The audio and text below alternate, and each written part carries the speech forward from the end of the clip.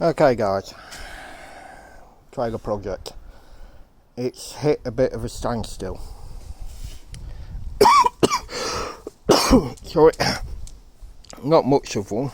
Like, the chassis off, the floor's there because I've got to strip it down because a load of insulation inside the bloody thing.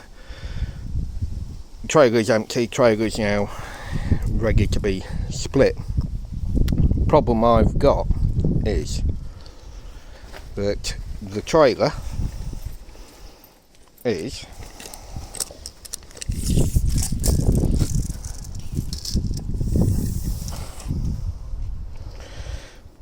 about 51.5 inches across,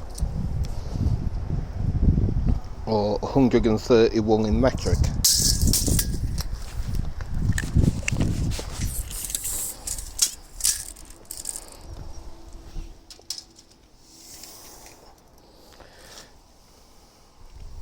The trailer chassis is 155 or 139.5 in metric, which means I've got roughly about a 3-inch shortfall. Now I've got 3 options open to me. One is I cut 3-inch out the axle, bring it closer together, but that is then going to create more of a bend on here than what I'd like, which will then mean cutting, welding. Let's go put a stress point on the A-frame, which is what this has already got. Option number 2 is basically take A-frame off of here and bolt it onto there somehow and carry on with the axle that I've got and everything else, which I don't really want to do. Third option is I build a complete new trailer on there, salvaging parts off of there. My only problem is I won't be able to use my ramp at the back because the ramp is set for that width, and I'm not sure I'll be able to rework it out, and it also means buying a load more parts than what I really want to. My fourth option, and it's the option that I'm severely looking at, is I put right at the bottom there some 8-foot stretchers. Now they're on both sides. Now I could cut them to go across there and take the box section that is here and use that to go across, and then basically bolt them to the chassis and then bolt the body on top of them. Now it's going to be the quickest and easiest solution. The problem is drilling and bolting it to go on there, and then drilling and bolting it further in the middle to hold the trailer base on. Is that going to create too much stress on the box section? On the added advantage, if the box section ever goes, it's quick, it's easier to replace.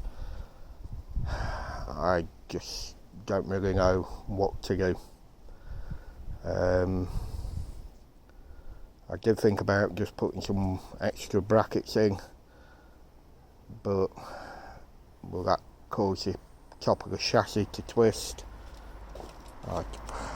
It's a bit of an awkward one at the moment, and I'm going to have to sit here and ponder it for a little while.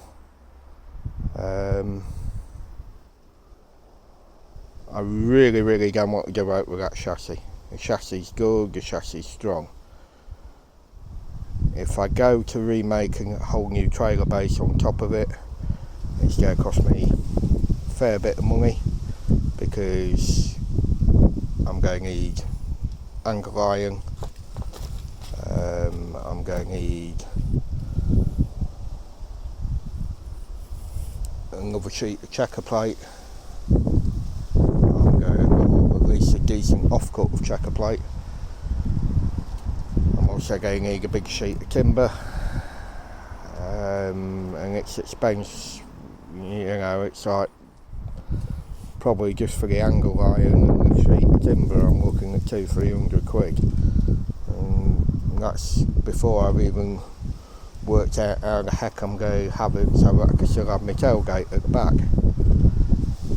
So that's why I'm leaning towards this other idea. Hopefully it's going to work. Drop me some comments, tell me what you think. It's going to be a couple of days yet before I get round to actually doing anything with it, because obviously I've got to try and unbolt this bloody thing off of there and lift it up, and then from there I can work out what I'm going to do. I just really don't know. I just don't really want to cut that chassis up. It's too nice a chassis, and I don't really want to go down the road of selling this chassis and trying to buy another chassis, or you know, or trying to find another trailer. Problems. So like I said, I don't even know, to be honest, if I could actually, with some extra bolts, bring the chassis in a bit, or with some extra nuts bring the chassis in a bit. I don't really want to go down that road. I'd rather have it a little bit wider. It'd be a bit more stable for towing.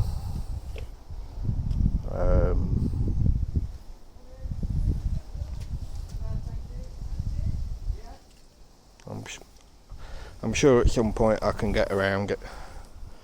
But first things first, time for a cup of coffee.